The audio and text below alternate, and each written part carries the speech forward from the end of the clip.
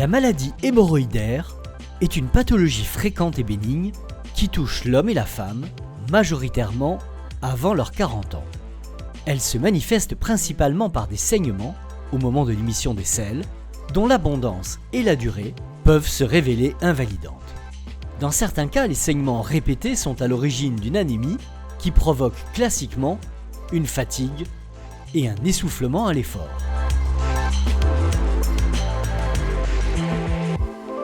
Pour les traiter, on préconise en première intention des mesures hygiéno-diététiques, un traitement d'une éventuelle constipation et des traitements locaux. Lorsque ceux-ci sont insuffisants, les thérapies classiques proposées sont un traitement instrumental par infrarouge ou cryothérapie, une ligature élastique ou une chirurgie.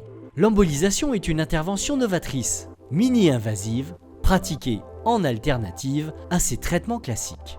L'embolisation des hémorroïdes, encore appelée emboroïde, est un traitement radiologique mini-invasif pratiqué sous anesthésie locale et sédation. Elle est réalisée par le radiologue interventionnel. Elle est un traitement efficace des hémorroïdes internes hémorragiques.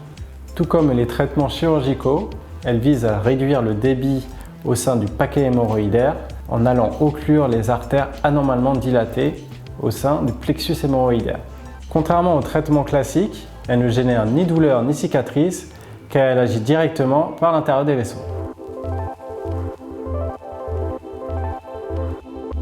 La maladie hémorroïdaire n'a pas de cause unique identifiée, mais plusieurs facteurs de risque, comme les antécédents familiaux, la constipation, la diarrhée chronique, la station assise prolongée ou les accouchements. Ces éléments sont à l'origine d'un hyperdébit au sein des artères hémorroïdaires internes, responsable d'une hyperpression au sein des plexus hémorroïdaires. C'est cette hyperpression qui peut entraîner un saignement de sang rouge, parfois très abondant, après le passage des selles. Elle entraîne également une congestion des hémorroïdes internes qui peuvent se dilater puis s'extérioriser par l'anus lors de la défécation.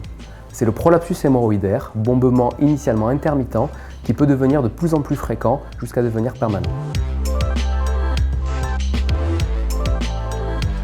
Un patient désireux d'une embolisation des hémorroïdes est toujours reçu en consultation par le radiologue interventionnel avant l'intervention pour valider l'indication, puis lors du suivi post-opératoire.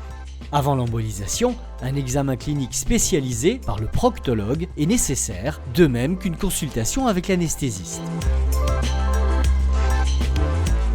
Réalisé par le radiologue interventionnel au bloc de radiologie interventionnelle, en salle d'angiographie, l'embolisation hémorroïdaire consiste à occlure les artères rectales anormalement dilatées à l'aide de spirales de platine appelées coils. Cette occlusion a pour but de diminuer l'hyperdébit artériel au sein du plexus hémorroïdaire. Cette baisse de débit s'accompagne d'une baisse de pression et d'un désengorgement du coussinet hémorroïdaire, ce qui limitera les saignements.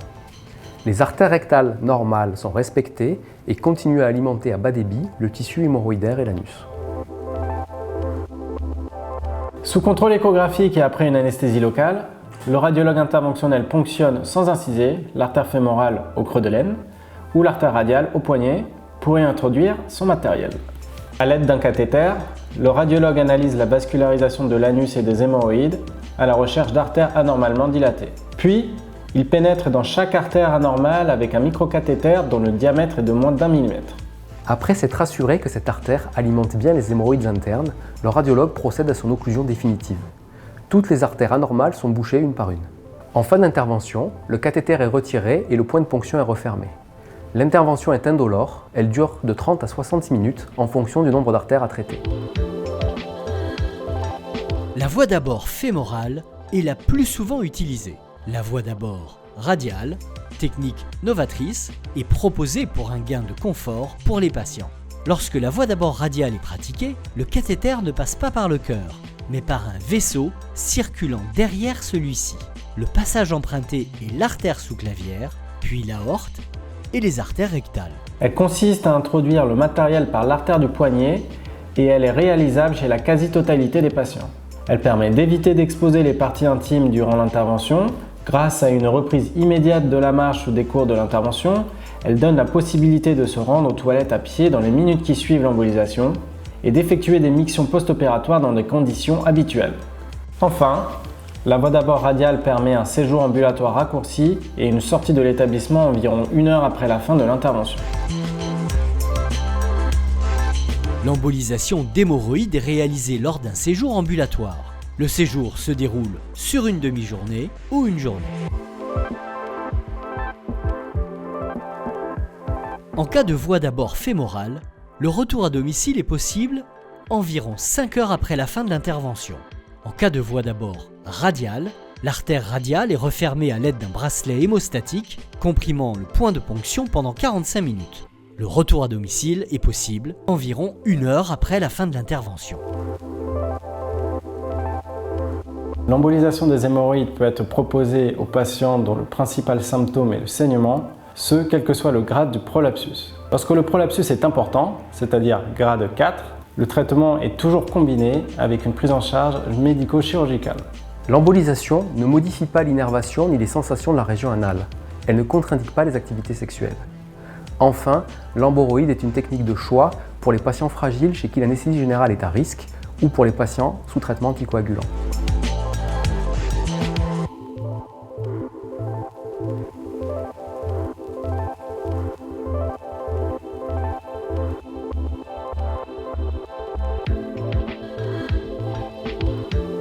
Quelle que soit l'indication de l'embolisation, l'emboroïde ne contre-indique pas d'éventuels autres traitements ultérieurs. La réalisation de l'embolisation hémorroïdaire est le plus souvent indolore, tout comme ses suites immédiates. Le patient peut ressentir un gonflement de ses hémorroïdes, comme lors d'une crise hémorroïdaire. Le point de ponction peut être sensible les premiers jours, et il sera nécessaire de ne pas solliciter la zone ponctionnée dans les premières heures. Pendant l'intervention, le patient ne ressent aucun symptôme. Un inconfort transitoire de la zone anale est possible avec sensation de gonflement, de chaleur ou parfois de faux besoins, mais l'anesthésiste est présent en salle et veille à y remédier. L'embolisation hémorroïdaire au coil est bien tolérée, avec des suites simples. Le patient peut normalement aller à la selle dans les heures qui suivent l'embolisation, sans douleur ni modification des sensations. En ce qui concerne les saignements hémorragiques, l'amélioration est rapide après embolisation. Dans les suites habituelles, des saignements de faible abondance ou des traces peuvent persister pendant les 15 premiers jours. Concernant le prolapsus, l'amélioration se fait ressentir au bout de 3 à 6 semaines. Les complications locales graves sur l'anus sont inexistantes. Il n'y a pas de cicatrice ni de risque d'incontinence après une embolisation. Les complications se résument principalement à un hématome du point de ponction fémoral. Cet hématome du pli de laine survient dans 2 à 4% des cas et il est bénin dans plus de 90%. L'hématome du point de ponction radial survient dans environ 10% des cas, souvent le lendemain de l'intervention. Il reste modéré et peu menaçant. L'utilisation de l'articulation du poignet doit rester prudente les 10 premiers jours et la reprise du sport à partir de 15 jours. Le ou la patiente est revue dans le mois qui suit l'intervention par le radiologue interventionnel ou le spécialiste qui va évaluer l'efficacité et contrôler le point de ponction. Les publications scientifiques rapportent un taux d'efficacité de 75 à 85% sur les symptômes hémorragiques avec une amélioration significative de la qualité de vie. L'efficacité sur le prolapsus est modérée et incertaine. Dans tous les cas, l'embolisation ne contre-indique aucun geste chirurgical ou endoscopique ultérieur. Chez certaines équipes, l'embolisation est proposée avant un geste chirurgical invasif afin de diminuer l'engorgement et le volume du prolapsus pour faciliter le geste chirurgical et améliorer les suites post-opératoires. L'embolisation peut être répétée en cas de récidive des saignements.